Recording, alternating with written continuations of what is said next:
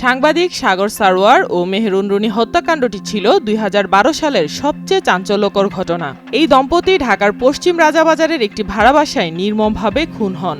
এক যুগ পেরিয়ে গেলেও এই ঘটনার নিষ্পত্তি না হওয়ার ব্যাপারটি ইঙ্গিত করে হাসিনা সরকার কোনো না কোনোভাবে জড়িত।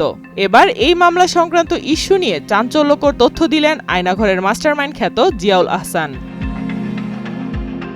সাংবাদিক সাগর রুনি হত্যা মামলার তদন্তে বরখাস্ত সেনা কর্মকর্তা জিয়াউল আহসানকে জিজ্ঞাসাবাদ করেছে গঠিত টাস্ক ফোর্স। ১৩ জানুয়ারি বুধবার কেরানীগঞ্জের ঢাকা কেন্দ্রীয় কারাগারের জেল গেটে তাকে ২ ঘণ্টা ধরে জিজ্ঞাসাবাদ করা হয়। এই হত্যাকাণ্ডের প্রায় এক যুগ পেরিয়ে যাওয়ার পরও ঘটনার আসল রহস্য উদ্ঘাটন সম্ভব হয়নি বলে জানিয়েছেন তদন্ত কর্মকর্তারা। এই হত্যাকাণ্ডের পর থেকে বিভিন্ন সময়ে সরকারের উচ্চপদস্থ কর্মকর্তারা দ্রুত তদন্ত শেষ করার আশ্বাস দিলেও তেমন কোনো অগ্রগতি হয়নি। ২০২০ সালে জানা যায় হত্যাকাণ্ডে কমপক্ষে ২ জন পরিচিত পুরুষ জড়িত ছিল, কিন্তু তাদের শনাক্ত করা সম্ভব হয়নি।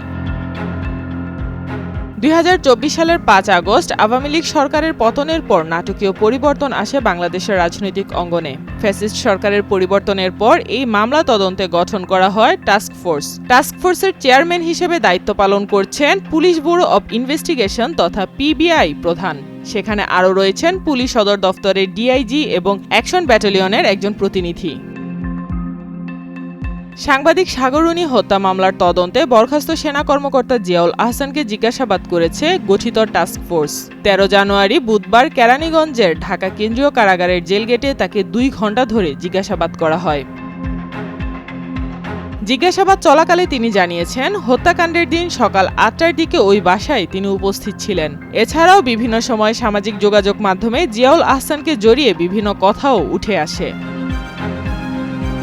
এই হত্যা নিয়ে এটিএন বাংলার চেয়ারম্যান মাহফুজুর রহমানের বিভিন্ন বক্তব্যের প্রেক্ষিতে ২০২৪ সালের ৩০ ডিসেম্বর তাকে জিজ্ঞাসাবাদ করা হয়। আগে গত ১৩ জানুয়ারি সোমবার বাংলাদেশ ফেডারেল সাংবাদিক ইউনিয়নের সাবেক সভাপতি ইকবাল সুবহান চৌধুরীকে পিবিআই কার্যালয়ে ডেকে জিজ্ঞাসাবাদ করেন টাস্ক ফোর্সের সদস্যরা।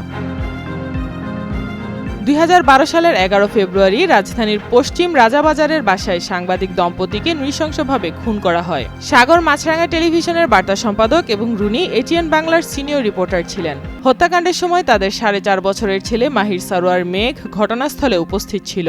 তাদের হত্যার পর থেকে মামলা তদন্তে অগ্রগতি নেই এবং জনমনে এই হত্যাকাণ্ডের রহস্য উদ্ঘাটনের আশা এখনও অমীমাংসিত রয়ে গেছে।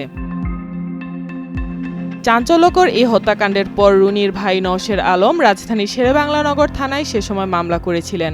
মামলা তদন্তে শেরেবাংলানগর থানার পুলিশ থেকে ধারাবাহিকভাবে ডিবি পুলিশ হয়ে সর্বশেষ র্যাবের হাতে তদন্তের দায়িত্ব দেয়া হয়। সাইমা আক্তার, নয়াদিগন্ত।